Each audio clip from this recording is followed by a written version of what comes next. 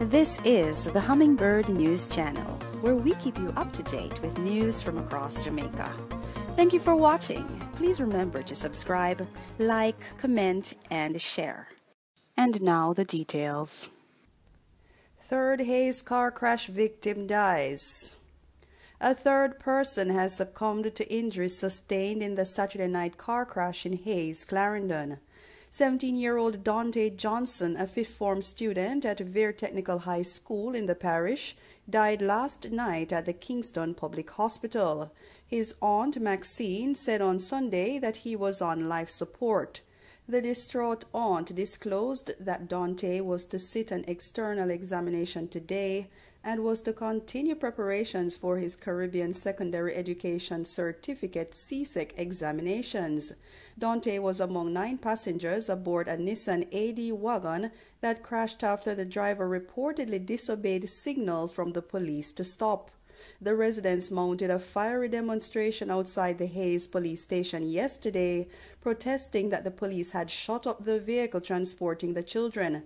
The police have since refuted the claims. Farmer believed killed by cow. A part-time farmer of Haddington New Mills in eastern Hanover is suspected to have been killed by one of his cows on Sunday. Relatives found the body of Audley Walker, otherwise called Maxwell, on the ground near the cow. Hoofprints were reportedly seen all over his body. The Sandy Bay police were alerted to the incident on discovery of the body.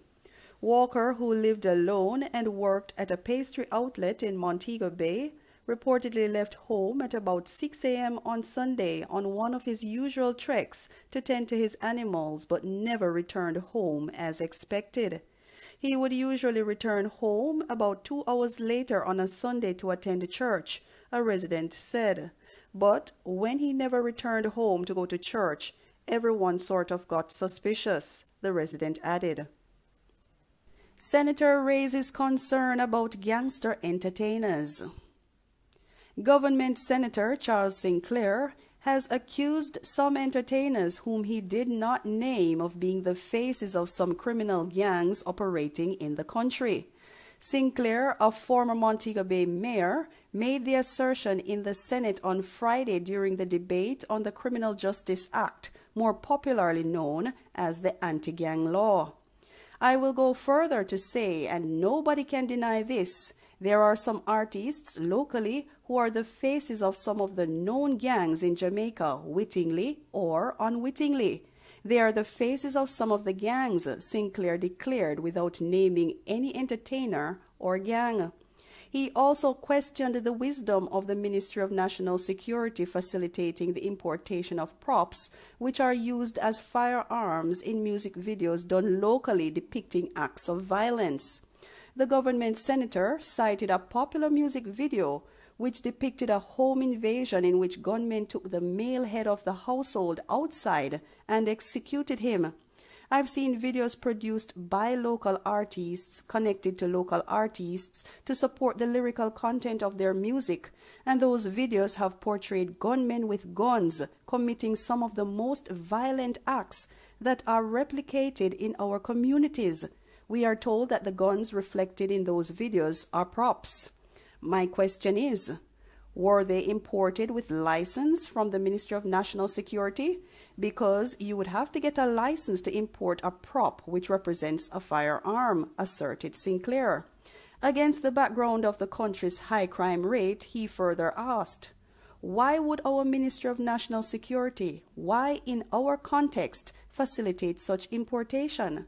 Was the ministry not aware of the purpose for the importation, which was to make videos depicting extreme violence?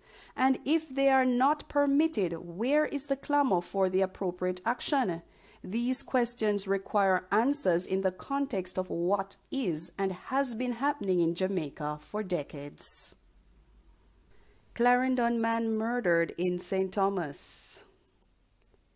The police in St. Thomas are probing a gun attack on Saturday that left one man dead. He has been identified as 52-year-old Anthony Manhertz of Racecourse District in Clarendon. Reports are that about 3:30 p.m., Manhurts visited the home of a woman in the community of Middleton. The police say that he was on his cellular phone while standing at the gate of the house when several loud explosions were heard. Manhurts was reportedly later found lying on his back with what appeared to be gunshot wounds to his chest, face, and abdomen. He was later pronounced dead.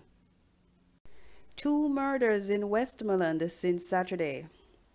Investigators from the Westmoreland Police Division are now probing 2 separate murders that occurred in different sections of the parish between Saturday night and Sunday morning.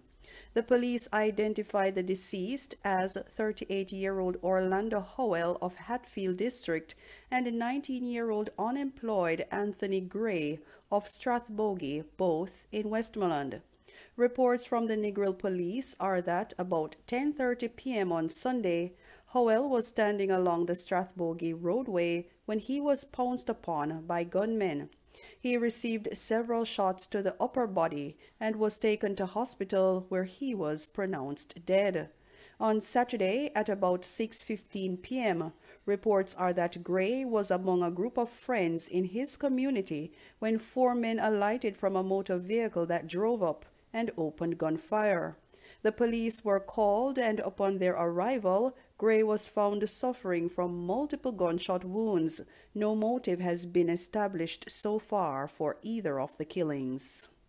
St. James security guard held with gun and army clothing charged. The St. James Police have charged 29-year-old Miguel Keldo, a security guard of Earls Drive in Albion in the parish, following the seizure of a firearm and ammunition on Saturday. Keldo was charged with illegal possession of firearm and illegal possession of ammunition. His court date is being finalized. The police report that about 10:45 a.m., a team acting on information went to where Keldo was working, and he was accosted and searched along with a black backpack belonging to him. According to the police, a .380 pistol with 3.380 cartridges was found. The police say he was taken to his house where a section of a closet was searched and 2 camouflage jackets and a camouflage pants belonging to the Jamaica Defense Force, the JDF, were found. He was arrested. Jamaica's COVID-19 death toll passes 1,000 mark. COVID-19 deaths in Jamaica have passed the 1,000 mark. The Ministry of Health and Wellness is reporting 14 additional deaths, pushing the tally to 1,011. 11 of the deaths were recorded in Manchester, 2 in St. Anne, and 1 in Kingston and St. Andrew. The Health Ministry says the deaths occurred between January 27 and June 12. 1 more case has been recorded as a coincidental death, increasing the tally to 147.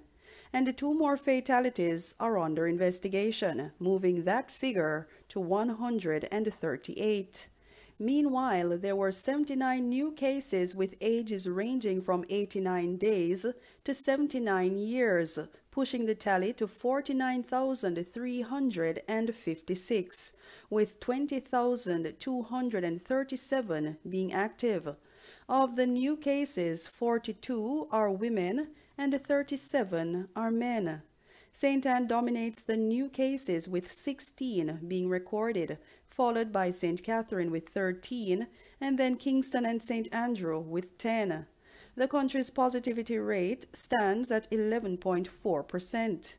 A total of 2,072 tests were conducted.